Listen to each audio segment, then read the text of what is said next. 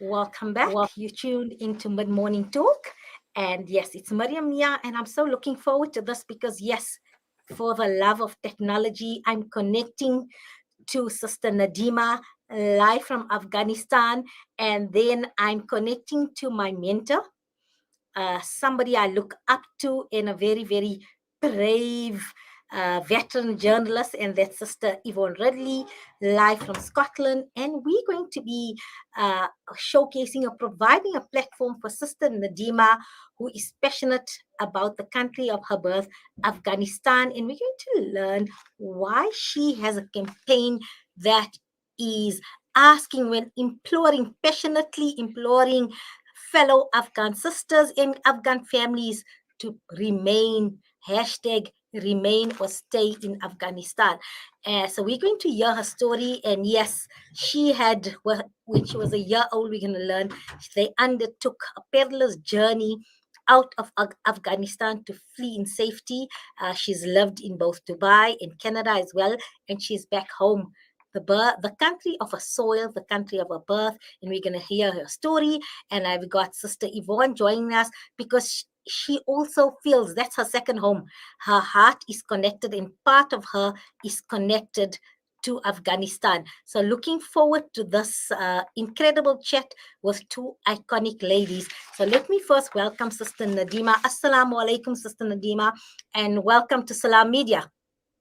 Salam alaikum, Sister Mariam. I'm so happy to connect with you.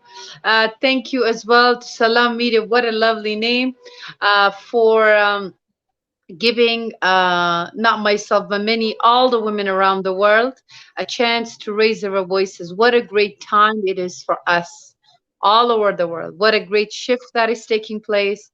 It's our time. It's our time, and women, sisters like yourself. And what's the other sister from Scotland? Sister Yvonne Radley. Sister Yvonne, that is connecting. I didn't have this 20 years ago. I couldn't do this 10 years ago.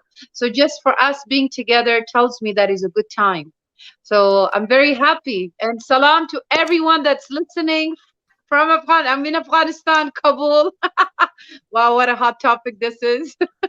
Assalamu alaikum. And I've got Dr. Yvonne Ridley, who is my mentor.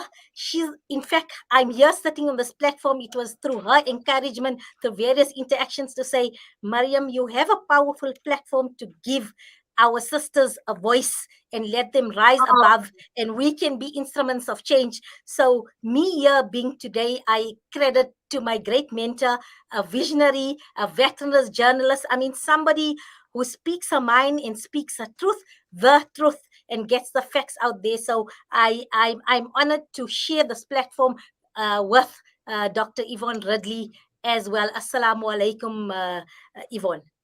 Wa alaikum salam. I can't wait to hear Nadima's story. Yes. Well, nice. Thank you for joining as well. I'm looking for. I love all of you. Oh, it's so lovely. So from one exceptional narrator and storyteller, that's Dr. Yvonne, to Nadima. Nadima, so what I'm going to do, I'm not even going to read out what you had written that first came as headline news on Al Jazeera that was shared, that you penned in article, but I want you to tell South Africa and the whole world that's listening. We're connecting by various platforms on our social, on our online, as well as Salam Media Facebook, Salam Media YouTube, as well as Salam Media Instagram. So please tell us your story, that perilous journey you had undertaken at the age of 1. You had no recollection, and then your mother actually told you the story when you were immigrating to Canada. And why are you so passionate about people remaining in Afghanistan? Well, thank you first. Thank you. Thank you, Mariam sister.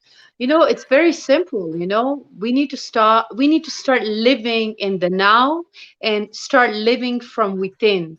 Let's not, like I've said this over and over again, let's stop. We need to break the pattern of running, fleeing. No matter what happens, it's time we face it. So my parents, I was a year old when my parents went from Kabul to Pakistan, and then to Dubai, and then to Canada. And then when we immigrated to Canada, as I've told I was very young, and we were complaining. We're like, what happened to my aunt, my uncle, everybody? And my mom looked at us and said, this is so easy for all of you. You guys just took one plane and came in another plane. Do you guys know what I went through? And she told us all these stories of all the suffering she went through, and how she had to go through mountains. She had to run from dogs. They got robbed. They were hungry for days, and she had blisters. And I'm just thinking about it, making me sad, And she said to us she will never leave Canada. That was her home, and her home broke so many times. Every time she built her room, it just broke. It either got robbed, got stolen, or she had to migrate from it. So when this, and to be honest, I just felt bad for my mom. When your mother is telling you a story, and it hurts. It really hurt me then. So when this happened, that was the first thing that came to my mind. When my friend called me, she said, Nadima, get your passport ready, get your little backpack, and we're running. I said, go, where are we going? She said, we don't have time to be smart. We don't have time to be a hero. We're not in a movie. I said, no, sweetheart. I'm creator of my own life. I'll decide. She said, well, this is your chance. I said, no, my life just begun. I get to correct what should have been done a long time ago. I'm not leaving. She said, oh my God, are you crazy? And now they all went. So in that split second, I knew I had to stay, because for one reason, breaking the pattern and seeing everything from my own self. That's very important. Second, I don't follow anybody. I've never run away from problems or challenges. I've always faced it. As all us women around the world, we've always had to protest for every little thing, especially women like us in Asian community, women in Afghanistan, we had to fight for our nails, our hair, our clothes. So this was nothing new for me. I'm like, okay, here you go. Everything that you ever spoke about, advocated for, now you have a chance to do right by somebody. And another reason I decided not to leave is because I felt that if I leave, what I say will not have any value. How can I tell you to do something when I'm not doing it myself? And the most important part I didn't leave is because of the love and the respect and the recognition this country has given me, especially the Afghan men and women in this country. When I came here, I arrived here December 11 of 2019. When I came here, I got welcomed. These are all gifts that are given to me. This turban is a gift. This is a gift. This design is made by women. I felt welcome. I was welcome into Wardak province, to Khost, Gardez, Logar, Jalalabad. So I was welcome to all the homes. The fathers had their daughters for me. They're like, look, we love that you're here. You're going around, giving this little tour, talking about education. We're proud of you. You came all the way from Canada. So when this went down, I didn't feel right to leave. I felt responsible. And also, whatever is happening has nothing to do with me. I'm doing what I always did, continue to do my videos, encourage people to be positive. I'm doing my videos, and now I look forward to doing much more, because now I feel I'm in a position with all the attention. I can really raise my voice louder and get real attention of the real people who truly want to work for humanity by serving it for the sake of goodness with unconditional care. So I'm so mesmerized, That's and it. I'm processing everything that you have to say, because I can see a woman of courage, a woman of fortitude, my kind of a female, and I know that speaks to Yvonne as well, because this is the type of woman she loves interacting with. Because yes, you said when there's a problem, that's what we all do. We all want to flood, and we're making. I mean, in South Africa, we had an incident last month where there was looting, and many families made plans to immigrate. I mean, there are many families that said, I had enough. But that's the thing. When adversity strikes, that's when we need to rise above. We need to have mental and physical resolve, and we need to be part of the solution. Because if you're going to keep on fleeing, as you say, we're not going to be part of the solution, and we're not going to change history or the narrative, because it's just going to be a continuous cycle. So Dr. Yvonne, would you like to come in here as well? Then we can move on and just discuss where from to here in terms of Afghanistan and shaping the future of the future Afghanistan. I'm just so delighted to meet Nadima, and it's so refreshing to meet somebody who isn't afraid, who wants to stay. I know that many of your countrymen and women have fled, and they felt afraid. And this is the narrative that we're getting on Western TV. Taliban evil, Afghans afraid, everybody out. And sister, you are like a breath of fresh air. Your smile just makes me want to smile. It's you know, there's so much positivity radiating from you. And well, just you alone are giving me hope for Afghanistan, really, because if the media would only interview more women like you, they would know what makes Afghanistan great, and what makes Afghanistan great are its people and its strong women. And so, gosh, you've lifted me today. You've really made my day. Okay. Thank you so much, Dr. Yvonne, for affirming and encouraging and sincerely expressing this to me, because this is the truth. You know, I know that anytime I have been kind to someone, kindness have come back to me. Anytime I have smiled, people have smiled back to me.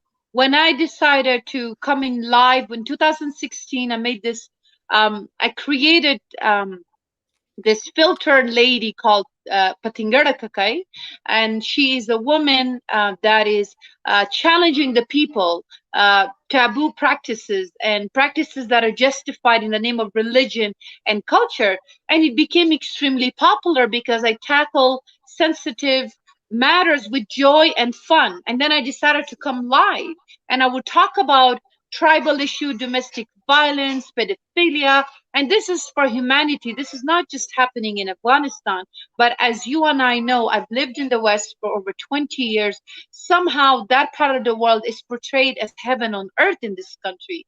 And unfortunately, because of the false media, we've lost so many lives here. So I decided to be honest. So why am I gonna portray this idea of this fear that, oh my God, we're gonna die?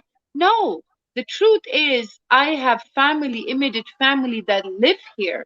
I have cousins that live here. I've developed a strong network here. I've been here. It's my 2 years anniversary in December. So when I asked all these women, guys, what's going on? The first thing my male friend told me, please do not leave. I said, I'm not crazy to leave. Leave for what? And go where? When everything was good, I was living. Now it's a little bit of shift that is happening. I'm going to run away. That's cowardly. I cannot. I've made promises to the community, to the young girls in these villages, that I'm trying to get them school. How can I run away? I cannot do this. My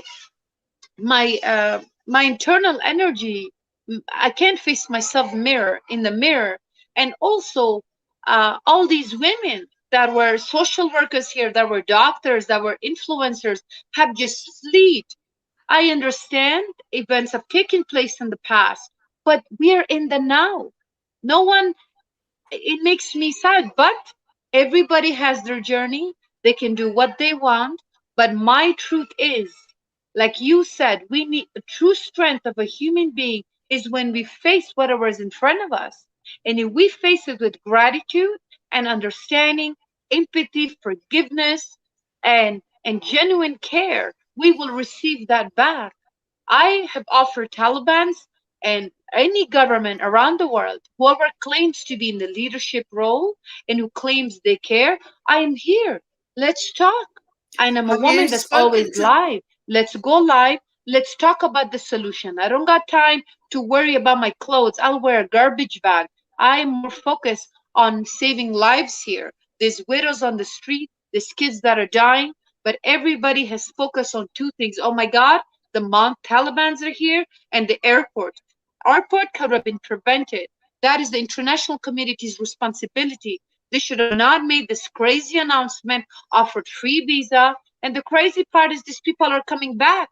They've been brought back here. So what was the point of creating such chaos and giving false hope, creating lies, and using Taliban as a way to manipulate these people and rush them to the airport? Girls got molested, they got abused, little kids got gassed, and now we have deaths. People are bombing those areas. So how can we fix this? The only way we can do it is through communicating and genuinely everybody coming live and saying, listen, let's forgive the past. No one is perfect. Let's move forward because there's human life at stake. So, Nadima, you made very valid points here and shift the narrative because you're quite right.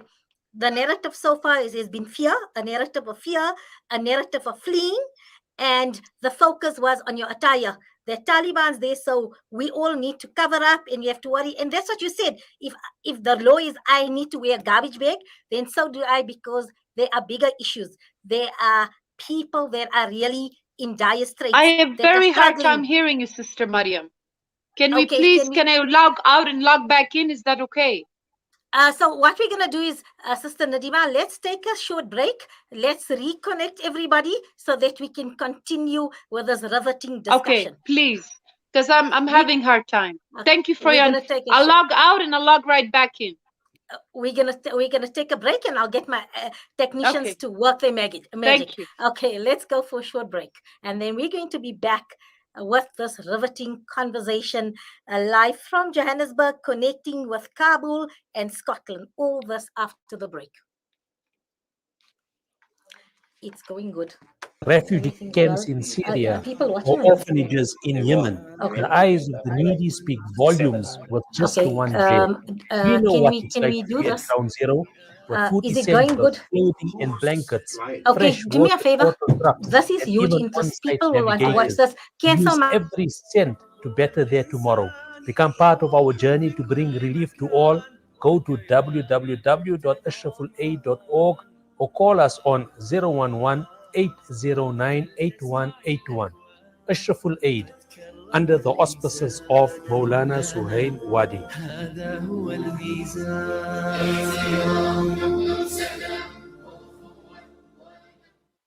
These days, I'm more health conscious than ever. So tonight it's stir fry for dinner, cooked in healthy Helios pure sunflower cooking oil. Helios is pure sunflower goodness, packed with omega-6. That's good for your heart, and is approved as part of the Heart and Stroke Foundation eating plan. Dinner's ready! Helios, pure sunflower cooking oil. A healthy family is a happy one. Are you ready for the last 10 days of the Mintiest Fabrics annual sale? With savings up to 70% on selected items across the floor, it has been the sale you've all been waiting for. Staggered across the month of August with new items across the board constantly being added to the sale floor. With only 10 more days remaining, it's a sale not to be missed. Mintiest Fabrics, 542 Peter Mokaba Street, Ridge Road, Durban. See you there. DusiMed Medicine Depot Retail Pharmacy and Emergency Medical Depot. Conveniently situated in the DusiMed Medical Center, Corner Burger and Boshoff Street, Pietermaritzburg. We provide safe, affordable and convenient medical facilities. Open till 10 p.m. every day of the year. We have a full house clinic that operates from 2 p.m. to 7 p.m., which is run by a qualified sister. The clinic offers immunization, vaccination, wellness, general consultation, and more. Call DusiMed Medicine Depot on 033 3421 200. DusiMed Medicine Depot, your pharmacy of choice. African. Did you know a sponsored water well and borehole allows children to go back to school, empowers communities, and is a means of sadaqah jariyah? There are many villages in Africa and Afghanistan that are in need of water wells and boreholes. Sponsor a water well in Africa at 14,500 rand, or a borehole in Africa and Afghanistan at 49,500 rand. Call Africa Muslims Agency on 011 834 8685 or donate at Africa Muslims Agency. .co.za. Africa Muslims Agency, inspiring the spirit of giving.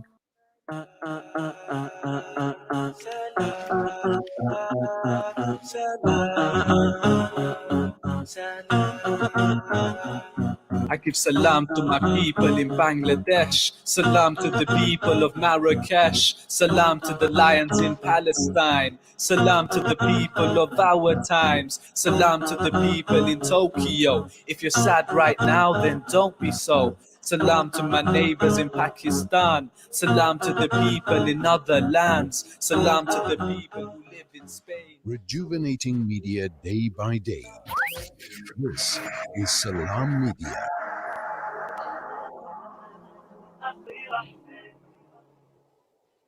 Welcome back. This is Mid Morning Talk with your host Mariam Mia. Rejuvenating conversations indeed. I'm talking to Sister Nadima live from Kabul. And yes, if you've been following the conversation, as is Dr. Yvonne Ridley in Scotland, and she's just feeling that warmth of sunshine. I don't know what it is outside, but inside her home, she's feeling warm and refreshed and revitalized. And I think, Sister Nadima, you giving female sisters world over hope. Your positive attitude, your mindset is, we're going to make this work. And from adversity comes strength. And you're giving me hope. You know, for the past 2 weeks, Twitter was abuzz in South Africa, where South African women were seeing Afghan women as victims, so to speak.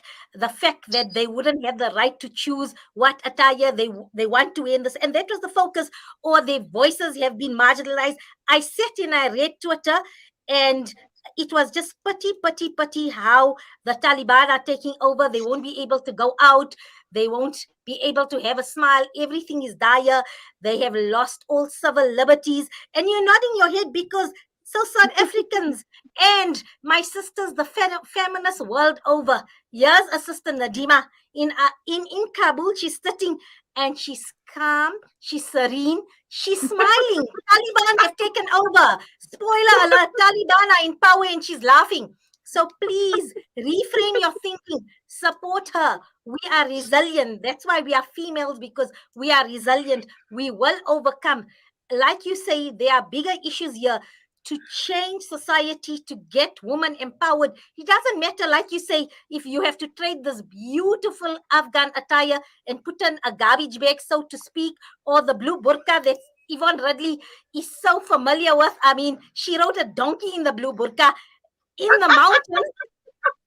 So, I mean, let's focus away from our attire and clothing, and let's be in the front to make real positive changes. The changes the media don't want us to make, the narratives they don't want us to follow. So, Nadima, please explain to us currently, today, 30th of August, or yesterday, 29th August, what is happening on the ground in Kabul? Just to give us an idea, first-hand account, can you just set the scene so that we can change narratives in the media, on social media, in our dinner table conversations? What is happening? Okay, so in my first, thank you, sister, for once again making clear that, reminding the people that let's listen to everything through our mind. Let's not listen to everything we hear and accept everything. In my reality, in my world, hold on. What do you need? This is live radio in action. And yes, there's a family around Sister Nadima. They are living their lives. Sister Yvonne, do you want to come in here while Nadima is sorting out in-house issues within the family. I mean, you can hear there's no sound of any terror there behind. It's a normal family living in Kabul. And I know you're smiling. It makes you happy.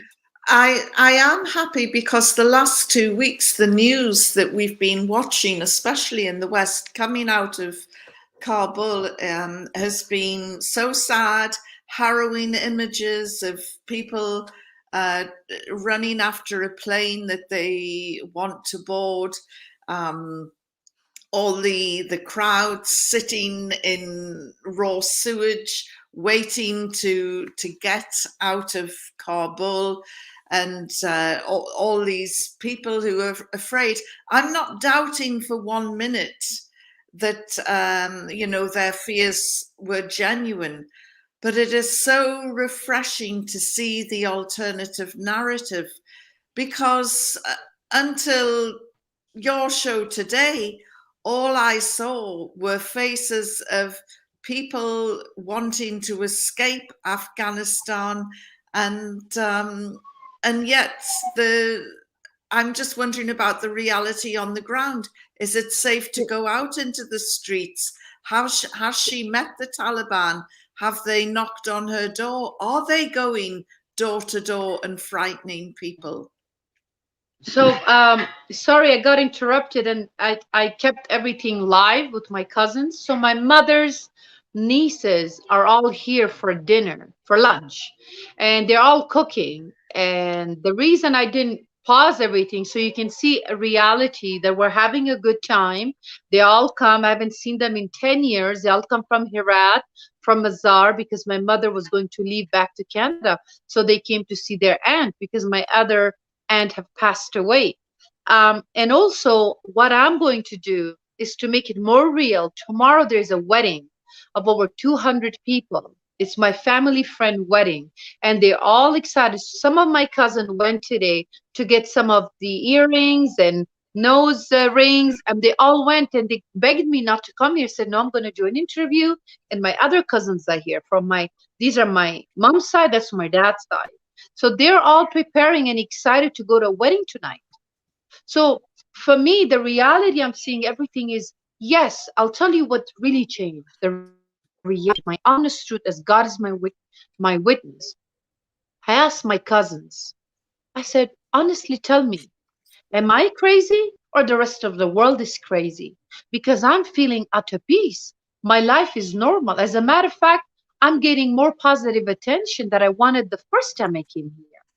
They said to me, my cousin said to me, and I quote this, she said, you know what was crazy today? Yesterday when I was arriving, I comfortably picked up my phone and I started talking on it. Before, I would hold it tight, afraid that somebody would steal it. She said, even during Taliban's time, 20 years ago, she said nobody could steal and no women were harassed in the middle of the street. She said, one thing that I'm relieved about is nobody will rob my home and no man can whistle at me and chase me. I'm like, are you kidding me?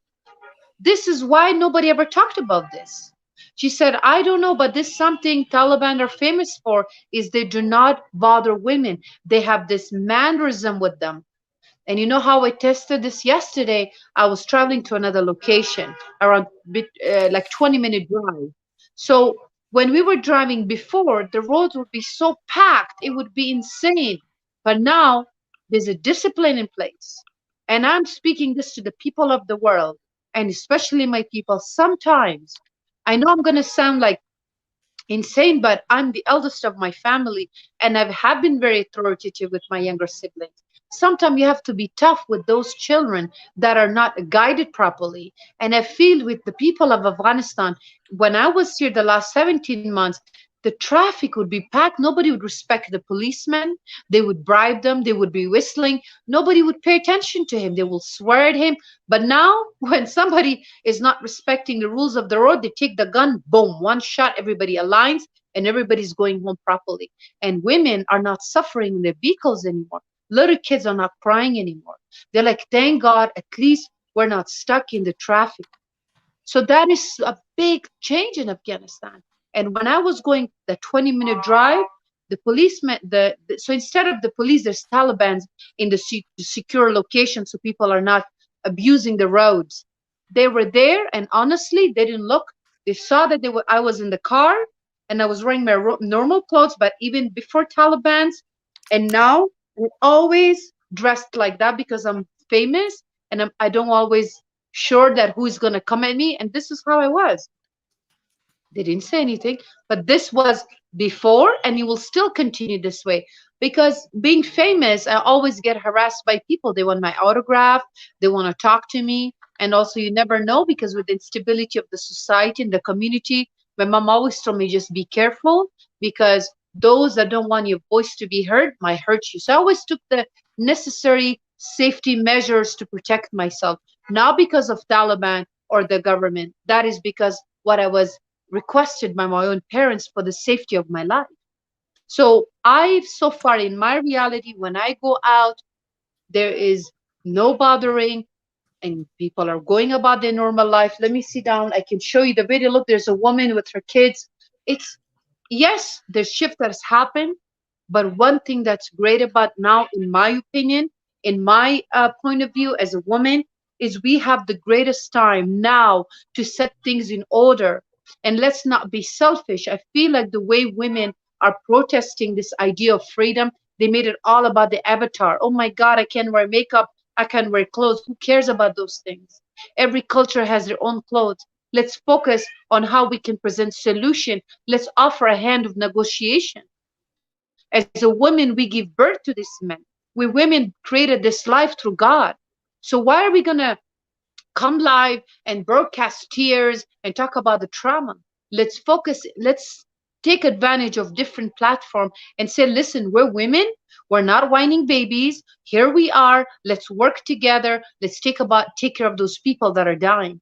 Even if I am in fear, in pain, I'll put that aside, because that's how we created. We're emotionally created stronger. That's why we give birth. The woman is always, the mother is always catering to the need of the child. She's selfless. So let's approach from a space of selflessness. I'm not here for competition with men. I want to be complementary to the man. I want to work together, because I swear to you, ladies, men and women, as we all know, have to work together, especially at a time like that. So for me, my approach is, okay, we're all brothers and sisters. We're all humanity. We are both each other's strength.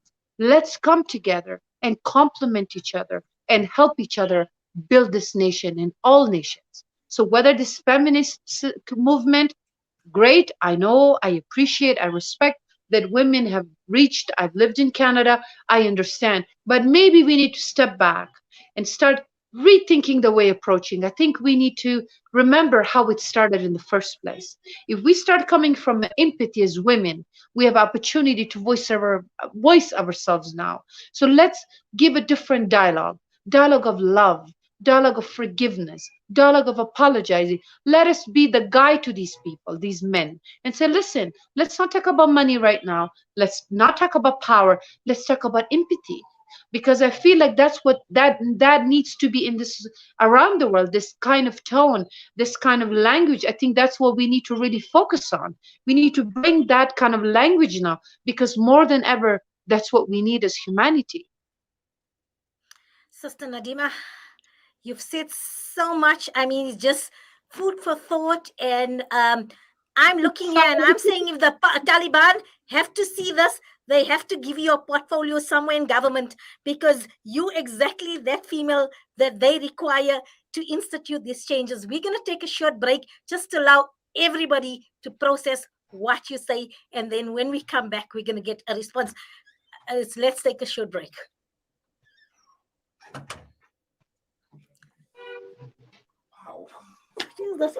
Civil unrest. Hundreds of supermarkets, factories and warehouses have been looted and destroyed.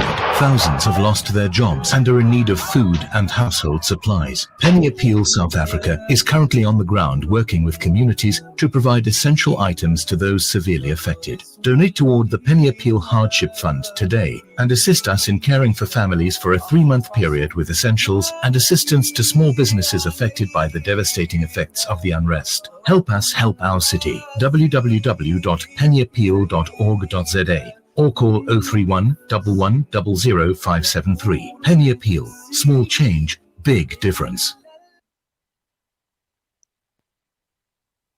What makes Randery Jewelers the optimum place for your memorable gift? Is it our range of exclusive, high-end, luxurious jewellery? Or is it our master craftsmanship of all your bespoke jewellery needs? We believe it's because at Randery Jewelers, we know just how to make your special moments last forever. Whether it's for a wedding, anniversary, or just a simple gift to show your love, trust Randery Jewelers to make it special. www.randeryjewelers.com. Make your moments last forever with Randery Jewelers, the family name you can trust. Osman's Taj Mahal Spice and Rice. For over 80 years, Osman's Taj Mahal have been perfecting the art of the perfect blend of spices, pure, aromatic, and well-seasoned. Spices to tantalize your taste buds. From creative cuisines to gastronomical gourmet goodies. From exotic odors to traditional dishes, Osman's Taj Mahal have remained synonymous with quality spices and condiments. Taj Mahal rice, beans, and lentils. Try our range of chili bite mixes, rose and ilachi syrup, our quick and easy biryani pack, and our traditional range of spice blends. Osman's Taj Mahal. There is no substitute for quality. Africa. For your convenience, the Africa Muslims Agency's Durban office has moved to 797 Yansmat Highway, Sherwood, Durban. Our friendly staff are eagerly awaiting to receive, advise, and share with you the current ongoing campaigns and projects that you have been supporting reschedule next for the last 5 years. Visit us at 797 Yansmat Highway, Sherwood, or call 031-207-5676. Africa Muslims Agency, inspiring the spirit of giving.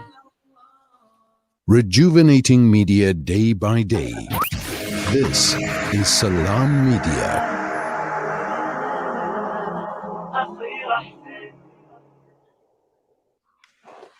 Welcome back. If you just tuned us, this is Salam Media, mid-morning talk. And yes, we are connecting to Kabul this morning, speaking to Sister Nadima, which she has my vote. If she's running for office and she's going to be engaging the Taliban and joining politics, whichever side of the spectrum, she has my vote. And I've got live from Scotland, Sister Yvonne Ridley. Sister Yvonne has spent time in also being incarcerated in the prisons, held captive by the Taliban. So she has interactions firsthand with Taliban leaders. I mean, she's worn the burqa, rode on a horse through the mountain areas in Taliban, snuggled in the country as well. Frank conversations with the Taliban personnel, security leaders. So very, very familiar with the area, with the Taliban as well. Sister Yvonne, is this conversations progressing?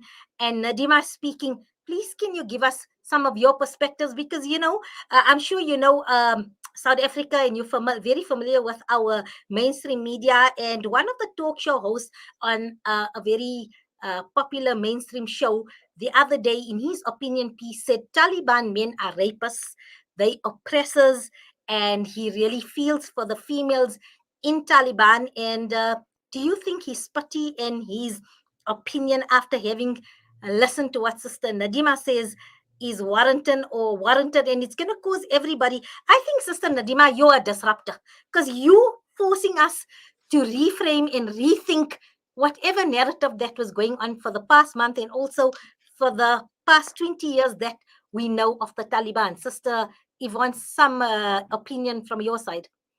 Well, the trouble is a lot of Western journalists cannot tell the difference between ISIS or ISIL, Khorasan, or Al-Qaeda or the Taliban, or ordinary Afghans. You know, they see an olive skin, they see a beard, and they just see terrorist. The Taliban are many things, but they're not rapists. They in the 90s, and you know, when they first came to power, they were quite ruthless, quite conservative, but they're also very puritanical and very, you know, this puritanical attitude is still there today. And when they were told about the gang rapes, the Yazidi women who were abused in Iraq, the sex markets, the slave markets, they were absolutely appalled and shocked that men could act like this, in particularly, Muslim men. So the Taliban are not gangs of rapists. This is very lazy journalism. This is coming from commentators who, in Scotland, we call them as thick as mince. They're not very bright. They haven't done their research. And by regurgitating this nonsense, and all they are doing is creating hysteria and chaos. And we've seen enough chaos and hysteria in Afghanistan now. So this is why it's so refreshing to hear an alternative point of view. And the thing with Nadima is, she's fled Afghanistan once as a child with her family, settled in Canada, knows fine well the cultural and lifestyles that there are available in the West, returned to Afghanistan. And when the going got a bit tough in recent weeks, a lot of people fled, and I don't blame them. Fear can be quite real. It was very real. But she decided to stay, and just telling us and giving us a little snapshot of the normality of life in Kabul, going out and about and seeing the Taliban, but not feeling threatened, not having to cover up in a burqa. She's got her relatives there now from Herat, and this my mouth's watering just at the thought of what food is going to be on the table, because trust me, the food in Afghanistan is wonderful. In fact, the biggest mistake that I made when I was captured by the Taliban was going on hunger strike. It wasn't until I returned that I realized what I'd been missing. I'm sorry, I was a bit disconnected. I didn't hear everything. But, I just heard the fear part. Yes, there's accountability that has to be taken by the international community and the Taliban, which have said publicly, because the way everything went about, I've asked and live, and I will do it again, that dear Talibans, I want you guys to go live. And I know you've tried locally, because I know there's videos on Facebook streaming where they're going to communities, large communities, saying, guys, please don't leave. We're trying. We need engineers. We need doctors. We need female teachers. Stop running away. This is, we need you guys. I know that has been happening. I witnessed it in different live videos. But I would like the big boys that claim they care about this country and they want to demolish corruption and they respect humanity to come out and say, listen, please stay and let her give us a chance. And I also urge the government, both that was in Afghanistan and around the world, to say, okay, let's work together. But you and I know that there's something bigger going on, and sadly innocent people are getting hurt, but that can be prevented through the people. That's why I'm asking people to not leave, because it's the people that choose the leaders, not leadership choose the people.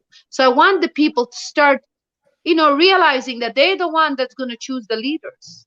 And I'm asking the people of Afghanistan that come out, stand strong, don't strike, don't go crazy. I'm for peace and love. Come with gratitude and bring your teapots and come relax to the street with peace and say, listen, we got no issue, but we will choose the leaders this time. And also, yeah, that's what I want. And also something else, if I may add on to the fear, is all of us know that we are in the middle of government change. To be sincerely honest with you, the people were not even happy with the previous government due to such extreme corruption. So now let's give it a time. Let us give it at least 30 days.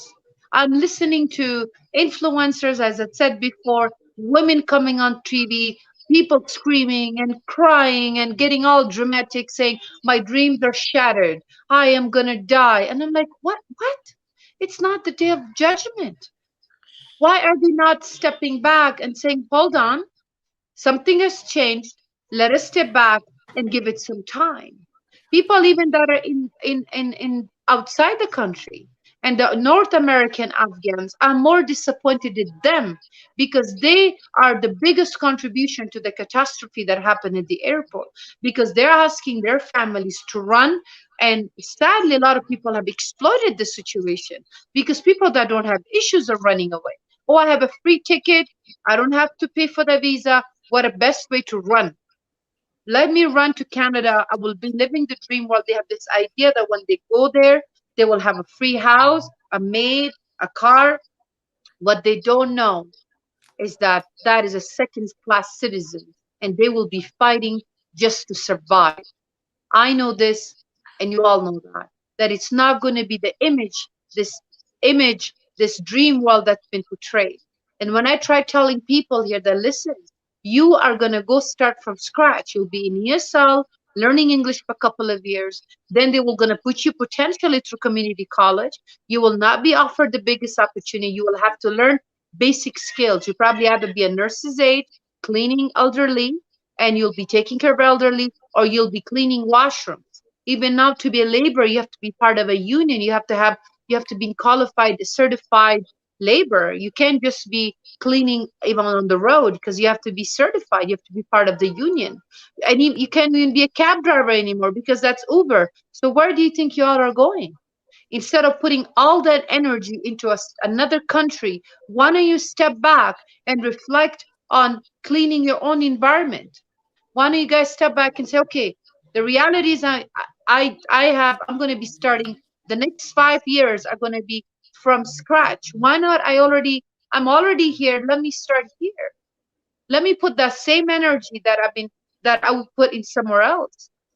So I feel that the situation is extremely exploited by a lot of people, because I witnessed through my own eyes here. People called me and said, listen, can you help me out? Actually, 2 days ago, a cousin of mine contacted me and said, you know why Canada is not supporting right now and are not taking this catastrophe serious? Because you're here. If you left, you're telling everybody to stay, you should stop. I'm like, but you accept that I'm speaking the truth, but you want me to lie. What has happened on the street? We have beautiful city. Kabul is one of the most beautiful city. I'm going to send you some pictures, Mariam. You can post them. The buildings are in its own place. People can go about their life. My cousins are going to beauty salon to go to a wedding tonight. So why should I lie? I just want to stop you. Beauty salons are open as we speak? Of course. I know what, I swear to God, I'm not a because that's what I'm telling you. I swear to God, I'm going to go and get makeup done, because this is absolutely ridiculous. You know what? They are going? The beauticians are working? Because I was told everything's closed down. Hairdressers, beauticians, all those women who are in that field are closed. What are they going to do? Because where I'm sitting in South Africa, where Yvonne is sitting, that was the fear, that this woman so it was only like doctors, nurses, frontline workers are allowed to work, but this so-called beauty industry will be shut down. But here, Nadima from Kabul is telling me she's going to the beauty salon, not only her whole family. Tomorrow there's going to be, or this week is a week of festivities. No, it's supposed to be a week of mourning from what I'm reading. I'm not a makeup person. I can't even wear makeup. My siblings, they tease me. They said I look crazy. But for the sake of record, yes, I will go. I will get my makeup done at the salon. I will take pictures and I will send it to you girls. And I know a lot of people are not going to like what I'm saying, because a lot of my friends blocked me because they're saying that I am not speaking the truth. But honest to God, this is my truth. Why am I, I swear to God, if I sit here and start crying and say, oh my God, it's over, people will respond more. But I'm like, no, it's okay. Yes, I accept the change. If I'm told, real talk, that Nadima, you have to wear a scarf this way, I will work on it. I will try to convince them. If they say, no problem, because I have a bigger fish to fry. When I go to Mexico, to Playa del Carmen, my favorite place to travel, I will wear as I please. But I like what I'm wearing, and I'll go somewhere else. But what I'm wearing is, I'm okay with that. Why do I need to change it to fit in? I want to wear what I like, and I'm comfortable with what I'm wearing. And you look so beautiful. And besides this is Afghan traditional dress. This is your culture. A blouse and a skirt is not your culture. A pair of jeans and a shirt is not your traditional Afghan culture. That's what you're wearing. I mean, Yvonne loves culture, I know, and she loves people to dress in this way. And this is preserving your heritage. And I see you wearing this. What is the hashtag that you're running, Nadima? What is the hashtag campaign? You know, sorry, the voice went down again, but you know, Mariam John means my sweetheart, my love. It's an expression of showing love. You know, anybody can wear whatever they want. I've wore jeans in my life. I wore t-shirts. I love wearing different clothes. However, I'm sure Yvonne will agree. Let's be sensitive and respectful to every culture. Why should I come to Africa and impose people to dress like me? I'm sick and tired of this colonized way of thinking. Let's not judge and try to, you see, one thing also, if I may say, and I'm so happy we're talking about this. I lived in Canada for 20 years. And the crazy thing is this hijab thing came up. Women were dictated and they were forced to take it off. You have to wear this, you have to. Is that not violating humans' rights? So why is somebody here that is telling me that please wear appropriate clothes, because we're not yet in a stable state and people are not used to this style? What's wrong with that? If it's going to protect me, and if there is some deeper understanding that is going to protect me, so what? I don't care. And why is a bunch of extremists or whatever going to North America and telling everybody this is how you're going to dress? Why in this country, when we're trying, if a men are coming, if Taliban are saying we want women in modest clothes, but please continue your education and continue being a doctor, why are we fighting that? Why are we nitpicking everything? Why can't we just say, thank God, education is the key, medicine is the key, let's push for women education, let's not worry about the avatar. People are focusing on things that really are not as important as the lives. Do you know what I mean, sisters? Absolutely. Absolutely. I concur with you 100%. And not only the doctors, but like you say, the hairdressers, the beautician, the ladies who apply the henna. These are important industries. Look, not everybody are going to be doctors and educators and that. I mean, the bakers out there. There are so many opportunities for females. Entrepreneurs who want to sell things, the fabrics. I mean, those that sell those beautiful garments that you wear, the jewelry makers. I mean, there's a whole industry, not only frontline academics, but entrepreneurship. And that's what we need to do, is support female entrepreneurship and empowerment. And you saying categorically that the Taliban has not closed off that, has not stopped that, things are still carrying on. You know what? I choose to wear the hijab. I choose to wear the hijab in a democratic country where I can wear whatever I want to, but I'm comfortable with my choice. As you say, modesty is my mark of protection as well for me, and I'm comfortable in this. But what we need to say is, like you say, there are bigger issues. Why are we bringing it down to just a dress code? I mean, I go to Mecca. For those who don't adore scarf, you reach Saudi Arabia, you need to be in that hijab, and people are comfortable. Nobody goes to Mecca or Medina and say, I want to wear what I want to wear. I'm not going to wear a scarf, and I'm walking around the streets. I mean, not only scarf, if you don't put on the niqab, you feel at odd. So, I mean, if you go to the country and this is the custom, respected. I was in Maldives, in the city of Male. You need to be modestly dressed. Otherwise, you're going to get a fine. If you're in the islands, it's a different story. So let's respect every country and the rules and regulation and the way of life and the culture of that country.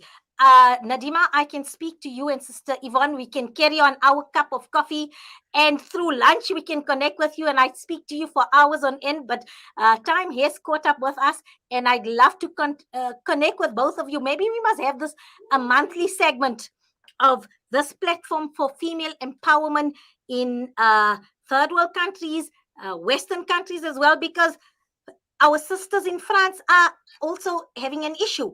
Nobody's fighting for them in their right to wear niqab if they so choose. So yes, I'd like to connect with you, but thank you so much for your time. I know you in a family have come.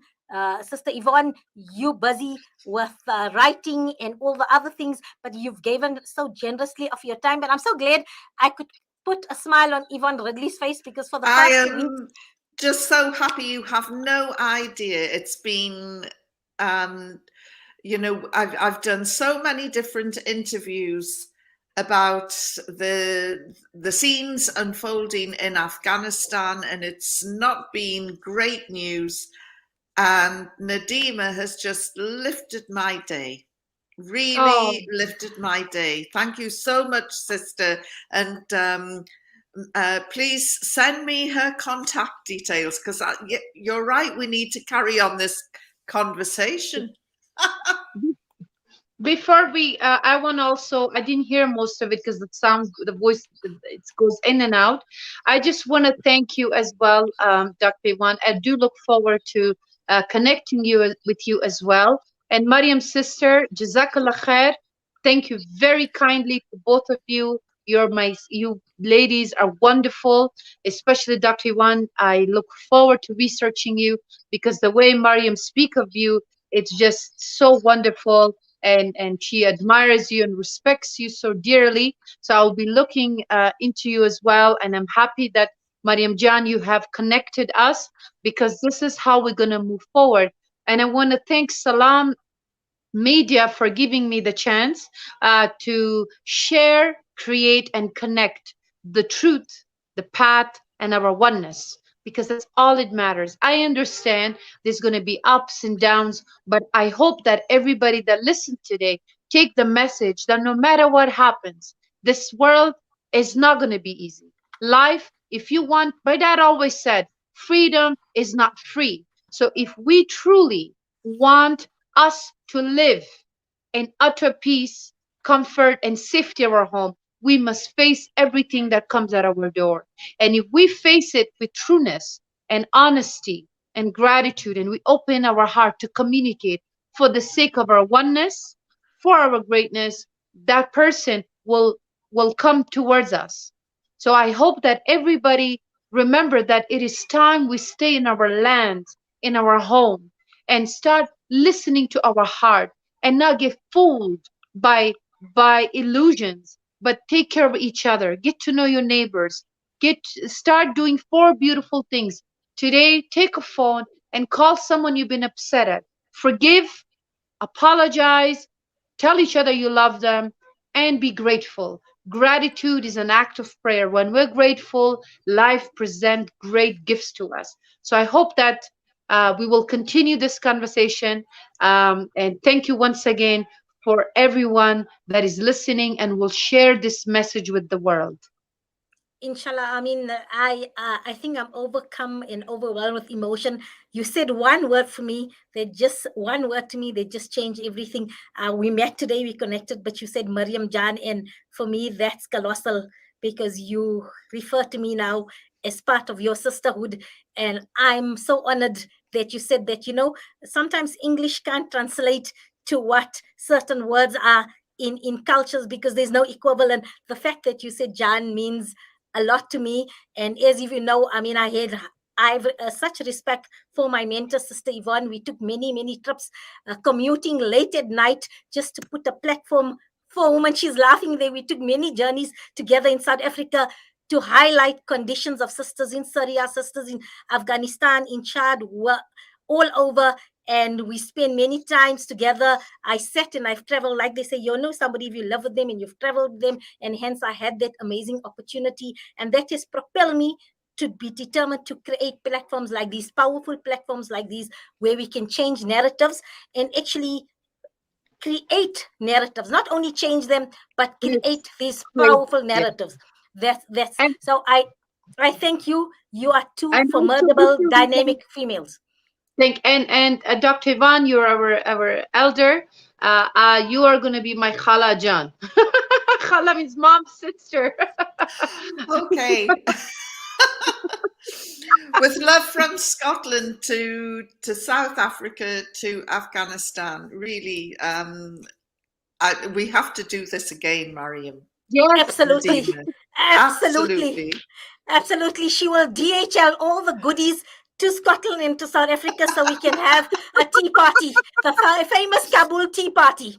Yes. Okay. Salalo saying we need to wrap up now. He and my engineer, they've indulged us.